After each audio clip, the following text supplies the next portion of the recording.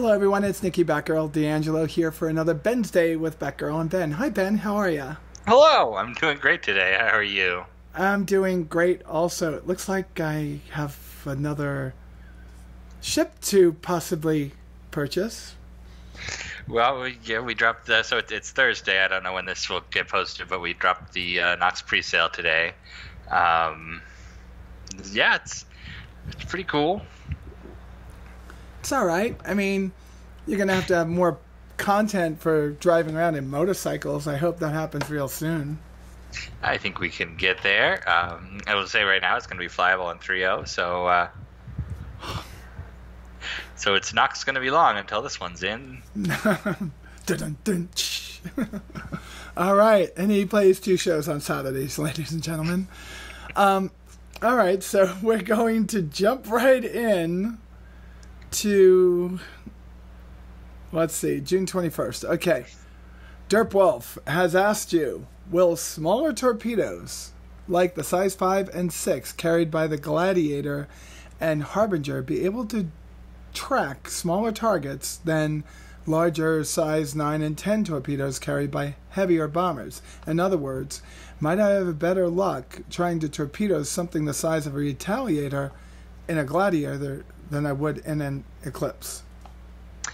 My guess is going to be yes, but that's all on the balance side, so it's not one I get to decide. God, what size torpedoes did the Polaris carry? Well, that would be cool. Polaris was 9s, wasn't it? Yeah, big giant ones. Okay, so that's just like the Retaliator. Okay. My guess is that it's going to work a lot like any of the Wing Commanders, where these larger capital ship torpedoes are easier to shoot down, and then the smaller ones are more difficult. And it's less a maneuvering thing and more of a size and speed. But we will leave that all to the balancing guys who know this a lot better than I do. I suddenly started to have flashbacks of being in one of those ships in Star Lancer or Wing Commander, chasing down skipper torpedoes or whatever they were. Skippers in Wing Commander and Star Lancer there were a lot of missions like that in Star Lancer. Yeah, a lot. I think I had the thing picking me up because I got destroyed trying to shoot those down too much and then getting shot down by somebody else. Those were the most frustrating missions in that game. Stealth torpedoes, come on! Please tell me they are not in the game. Well, we don't have that. We don't have the. But by the way, it's one of the reasons we don't have full invisibility stealth is because it's just frustrating.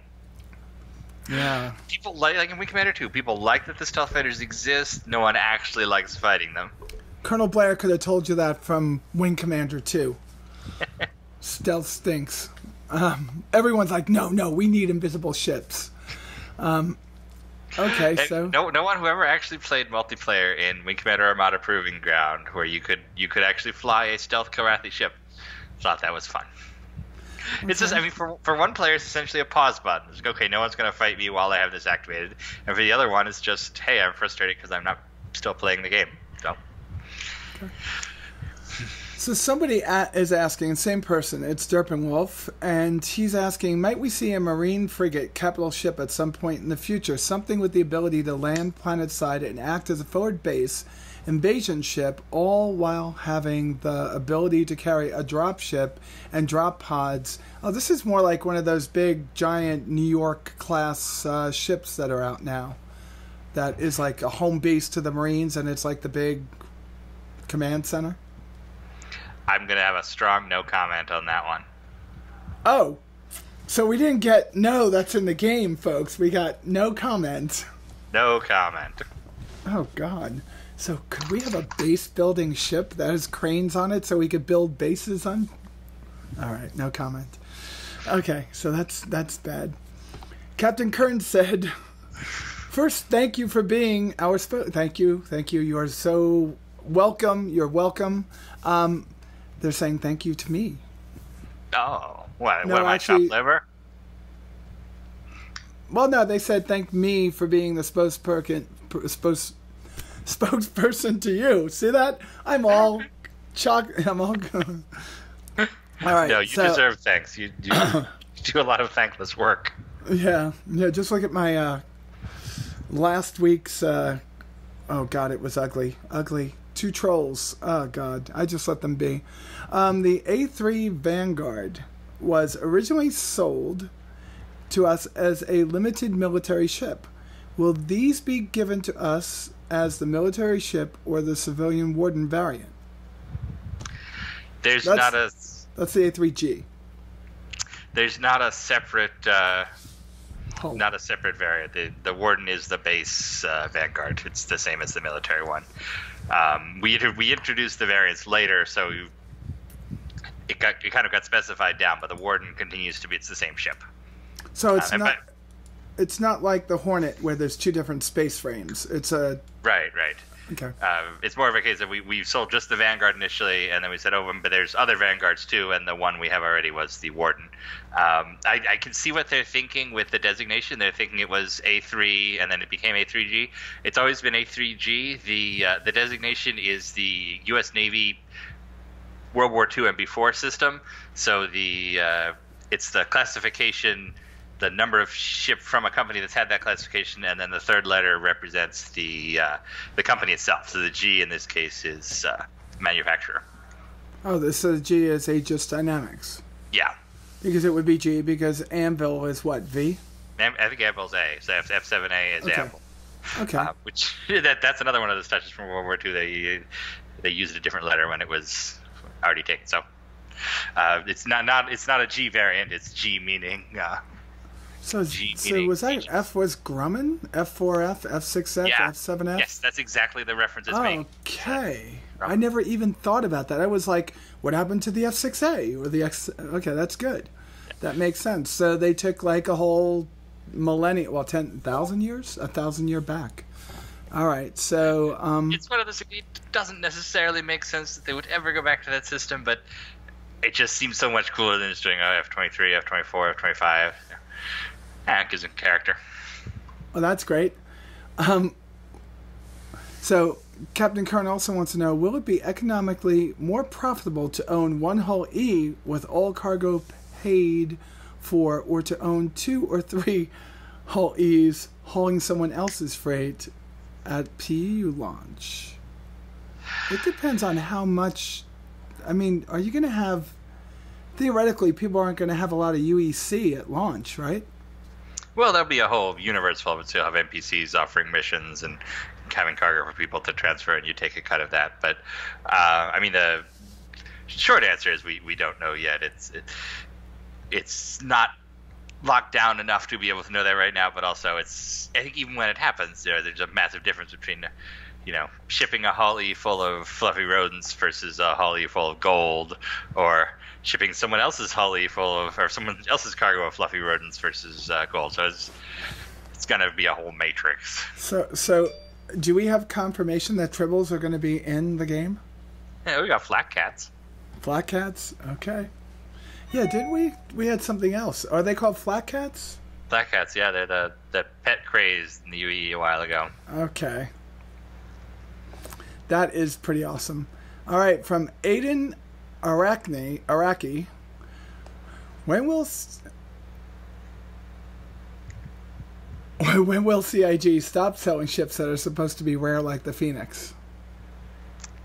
What does that mean? I mean, are you selling the Phoenix still? You're not. We're not. We only bring it back for limited sales. And that's one of the reasons we offer ships the way we do, is we like some control over how balanced they are in the universe. I mean, at this point, we've got 75 different ships and variants, and we could theoretically put them all up in the store, but it would not speak to the balance that we want in the finished universe.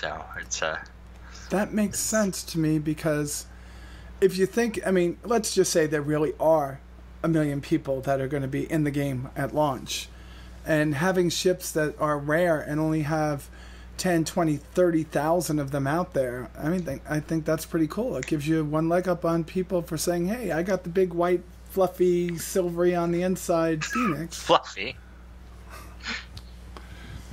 Well, I think about, I'm looking for like the mink sheets or something, There's the second pass coming on the Phoenix, right, at some point? Yes, but I can pretty much guarantee you, and I think I know Chris Roberts' aesthetic enough at this point, that it's not going to come back fluffy. They're going to have leopard skin or leopard print sheets and suede. Well, that's possible. Okay. I mean, it's got to be like the Lady Luck or Luck Lady, Lando Calrissian ship. Lady Luck. Just put Jared on it. He'll take care of it. Yeah, he fluffs stuff up a lot. So, Captain Kern wants to know, Ben, is the upcoming November sale going to be restricted like the last two? Is it too early to ask that? It's never too early to ask. I don't recall how the last one was restricted, though. I think it was restricted that they had them go so quickly, you know, bam, bam, bam, bam, and I don't know.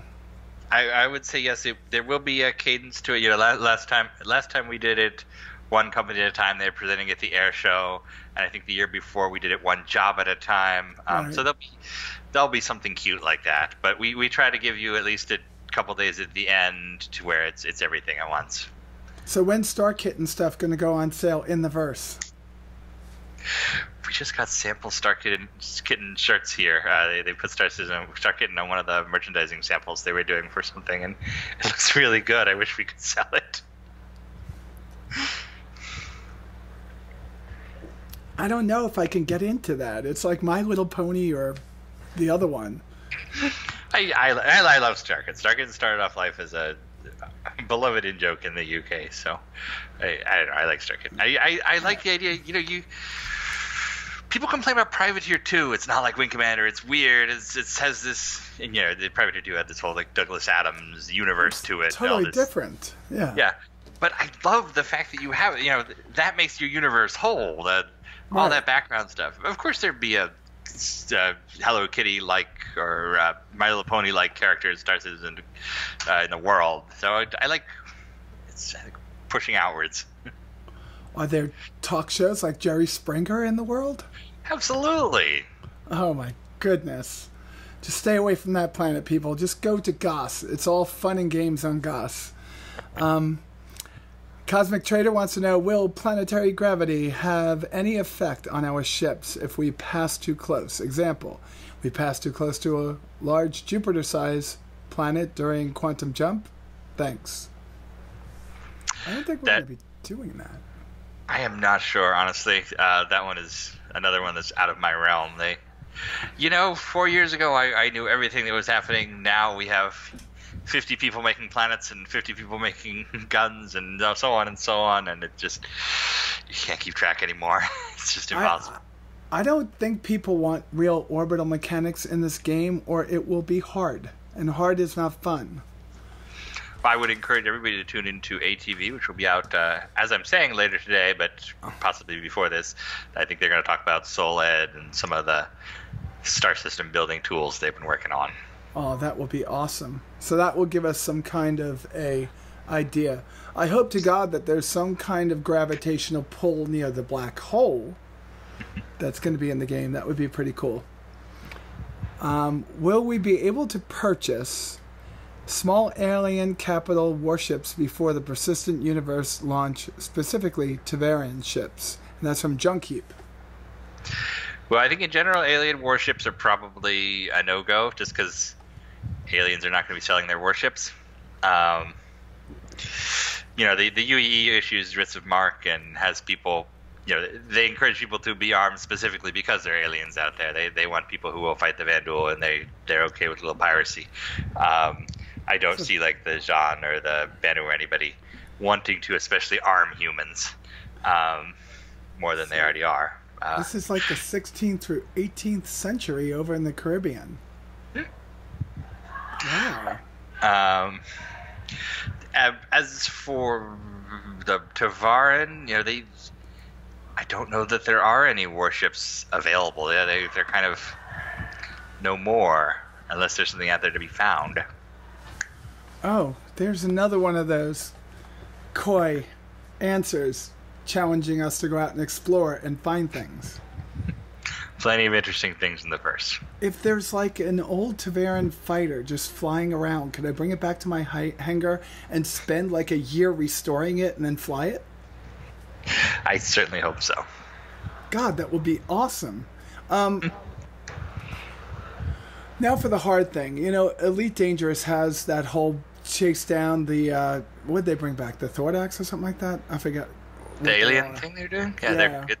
Well, that goes way back to the original Elite. That was the alien race that you encountered 30 years ago or 300 years ago, whatever it is. I was super impressed with their alien reveal. I thought that was just really well done. Now, yeah, I think it was well done too. Very well done. There was a second alien race that attacked the Terran Confederation after, you know, we took out the karate. Is there something like that somewhere down the line? Other races, a little more dynamic, not just this one front war? Well, to be honest, that's one of the easiest stories to do in something like this because we want to change everything up. A new alien arrives. The space is so big. There's infinite possibilities for those stories, and we've certainly thought about them. I know Eric very, very, very early on was pitching exactly that story with the Kirk. I think the Kirk may take some other form now, but yeah. Yes, that's always, and one of the great things about Space Game, because you have like World of Warcraft or something, and like, oh, by the way, there have been pandas this whole time. They were right over there, or Ultima, where it's like, oh, by the way, there was another island. It's like 5 map screens that way. We didn't mention it for the first 5 years. With Space, it makes perfect sense that there are distant alien empires and so on waiting to swoop in on you. Yeah, it does make a lot more sense in Space. And in World of Warcraft, they just go back in years sometimes, too. Right? That was pretty good. Let's go get some questions from email before we close this out, because there are some pretty awesome people that send me emails throughout the week. Oh, God, that Nox looks good. It does. It came together really cool. And this is the earliest I've ever been ready for a sale. I'm so happy. Normally we are adjusting and tweaking and making tiny changes, sometimes completely redoing the brochure until the morning of or the evening of sometimes. Today we're ready to go for tomorrow. So I'm a happy potato. Oh, good. That means that you get something done this week besides work, right? Hey, how did the whole Nintendo thing for Wing Commander go? Can't talk about it yet, but oh, you can't? Soon. Okay.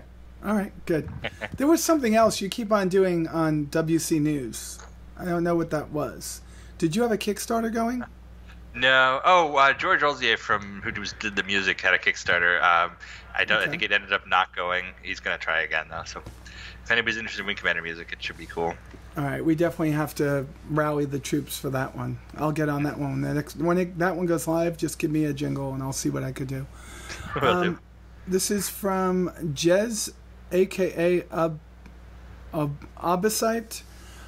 When the revamped Constellation Andromeda was released, there did not appear to be the ability to retract the turrets. The mechanism and armor plates that cover the turrets when retracted are still there, but I've not seen them in action on the new model.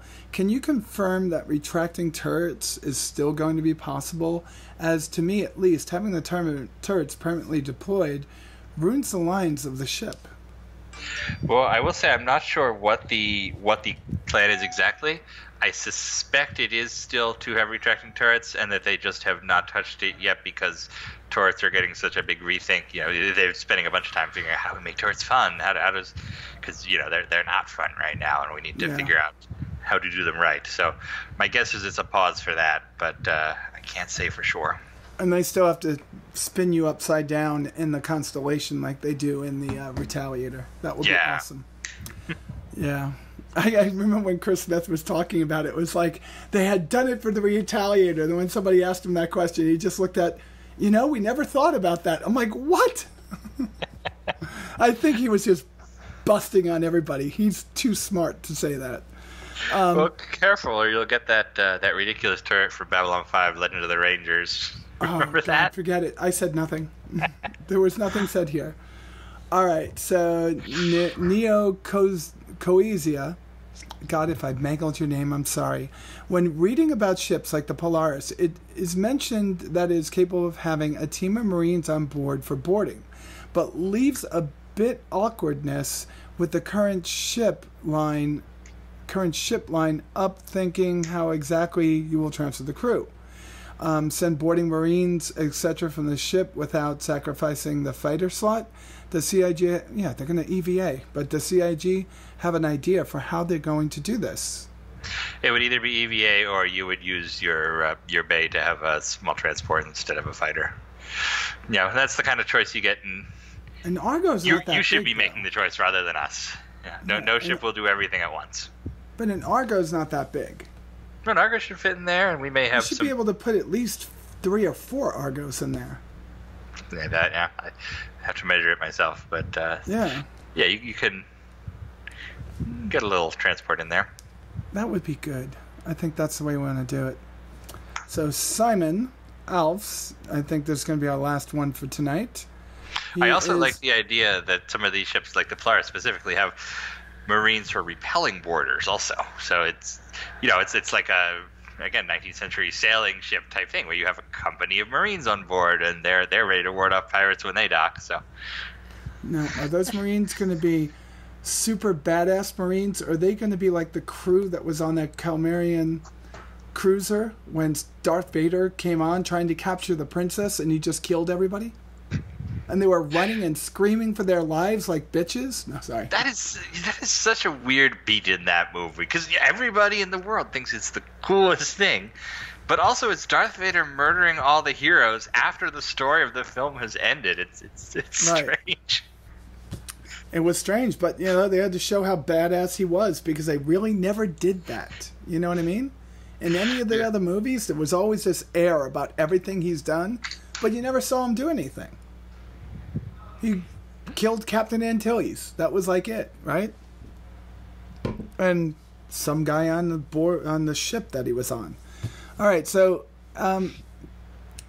let's get this down. Imagine you have just snuck up to an enemy fleet in your sneaky torpedo bomber, for example, the Eclipse, using your stealth skill. But as soon as you shoot off your torpedoes, their thrusters light up the enemy's IR sensors, revealing your presence to everyone in the area. Have you thought about implementing different fire modes to missiles and torpedoes? For example, you could just drop off the torpedoes without having their thrusters, so they will be dead weight, following on their vector. Your ship heads out at the moment of drop-off. You know what I mean? He's talking about stealth launching torpedoes. But it's kind of like, if you think about torpedo bombers, aren't we thinking about submarines today? Yeah. I think the answer to this question is you're looking at it from the reverse perspective. You're trying to find a case where the Eclipse is amazing and does everything. We need a case where the Eclipse is really good at one thing, but here's something you have to take into account. So we really don't want there to be a way for you to sneak up to a capital ship and bomb it without anybody noticing at all ever. That said, we do have the concept of weapons and other components that have more or less stealth. So it wouldn't so much be a system where you drop a torpedo and run away and then wait for it to fire, but it would be a torpedo that maybe does less damage, but it also is less easy to spot on sensors. So you would have a trade-off with the munition itself. But maybe there's a way to build some kind of skill need into it, like a submarine would have. Submarines trail from behind, stay below thermal layers, things that don't exist in that world, out in space. But maybe it's a situation that you can be an angle off the ship, hide behind an asteroid, whatever it is, and then your torpedoes might be seen, but you would never be seen. Yeah, I think it should much more be an element of skill. You need a way to drop your torpedo, and you know how to hide your ship as it escapes, rather than your ship is just always hidden. But we'll see. I think there's a lot more to be done with torpedoes. I don't think we can promise anything specific right here, but these days, weapons aren't just fire and forget. You have little cameras on them, and you can guide them in some way. So plenty of stuff to explore. Yeah, some kid in a trailer 6,000 miles away guides it into the target. It's crazy. Yeah. I can't let you go without asking Marcus Perry's question. He wants to know, and he says, hello, I would have the following question for Ben. And now I've got to make it bigger because this font is really small. We know that we will be able to press virtual buttons in our ship cockpits with our mouse through the player interaction systems. And on the happy hour, Kirk Torme, I guess that is? Torme. Yeah, I'm thinking about Mel Torme, the Velvet Fog, said that not all these, that's from Night Court, not all these cockpit functions will have the corresponding keyboard commands.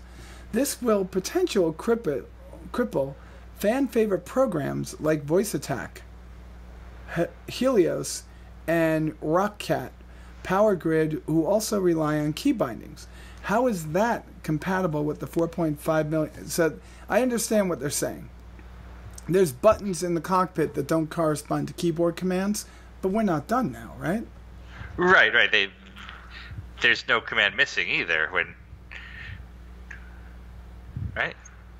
I don't know. They weren't specific, because when I go through the keyboard commands, or when I set my joystick, there's a lot more commands there that I could use than I knew. Mm-hmm. You know what I mean? So I'm sure there's a way for all this to work out in the end. Yeah, I would say get a clarification on the question, because I'm not sure. I don't quite see it in my head. I'm sorry.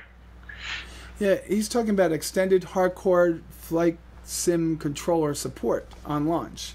So I'm wondering if, Marcus, could you please just send some specific, and then Ben and I will, I'm going to actually find the person at CIG to talk to through Ben, and then we'll ask that question. This sounds almost like a Mark Abraham question, since he was doing things like that, right? I mean, we could probably talk to Kirk and see what he meant. No, Zane. It's a Zane. It's a Zane, right? Zane's all UI. Yeah. But my guess is to set up. Is Zane still in Manchester? Yeah, he's there for full time now. Yeah, I'm gonna have to hook up with Zane. I'll talk. And Cameron's still with the company, right? Oh yeah. All right, I gotta hook up with Cameron and see if he could get me with Zane. That's definitely a question for Zane. So we'll see if we can get him on the show. I'm sure he'll come on. He's a great guy. He is. Yeah. Well, Ben, I think that's it for this week. But you have a pretty bike going up. You just broke the news, which I'm sure everybody knew. It's going to be in 3.0. Does that mean that there's going to be some kind of motorcycle racing in 3.0? I can't speak to that, but there will be some motorcycles. Dragonfly's into, of course. Yeah. I didn't look at the specs for this yet. Is this one armed also? Yes. All right, so I will look that up, and I will talk about that in my State of the Game on Monday, folks, because I think the specs aren't out yet, but they will be tomorrow. Yeah, I'm excited. I'm excited about this. I think it's going to be pretty awesome. Yeah, it's just buy this ship, and there's no specs. Yeah, I'll buy that ship. Let me close my eyes and push the button now. Oh, shit. That's how we're doing the pre-sales these days. We save the fancy one for the full reveal tomorrow. Yeah, so you get those of us that just want it, going for it right now. The War Bond edition. I've got to have all 5. Are there 5 different ones? No, there's only 2. You're buying 5. Do you get 2 silver and 3 black, or do you get 2 black and 3 silver? It's 1 silver and 4 black. Not happy about that. The silver is the rare one. It's the. I want a 6-pack with 3 and 3. So for me, I have to buy 3 of the $65 ones. Oh God, I can't believe this. This is pretty cool. All right, I'm pretty happy about this. You just fill up your Polaris with these, and that's how the Marines will be able to board the other ship. That's actually a very good answer. That's not what I consider, but yeah, you got a bunch of space bikes and hey, Marines are badass, and Marines should be on a bike, right? Yeah. Yeah. In fact, how in the actual timeline do we have helicopters replace cavalry rather than motorcycles? Yeah, how did that happen?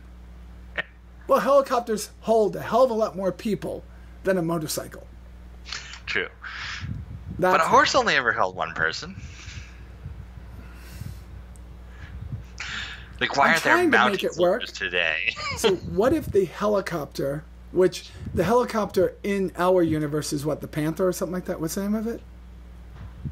The Tavarian dropship? Oh, yeah, the not the Defender, the other one. Yeah.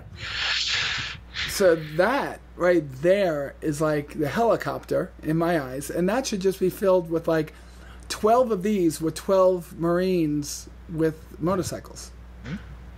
No, that would be good. All right, enough speculation. I'm waiting for the next tornado to hit Georgia. I guess I'm going to go hide in the basement for the evening. Oh gosh, well, stay safe. Yeah. There's no such thing as global climate change, by the way. I see it a lot on Twitter. Yeah, let's stay away from politics. I'm sorry about that, Ben. All right. Ben, I have no politics to share, so. Good. Thank you so much for joining me today. I appreciate it. I know it was a long one. But I'll touch base with you next week, and I'll look for some follow-up on the people that had questions that were just... They were good questions, but just not having those specific pieces in it for us to be able to answer it better, right? Yeah, we need so many people to answer any one question these days. It's a lot bigger than it used to be. Have you guys played Star Traders yet? I have not. I played it before the campaign. I got my copy last weekend, so maybe this weekend we will have a game. I know Sandy was talking about doing a game night, but she's out of town right now, so we will play soon. I'll have her come over for game night. She's here somewhere. I know that. All right. With that said, folks, you all be safe out there, and I'll talk to you soon. Bye, guys. Bye, Ben.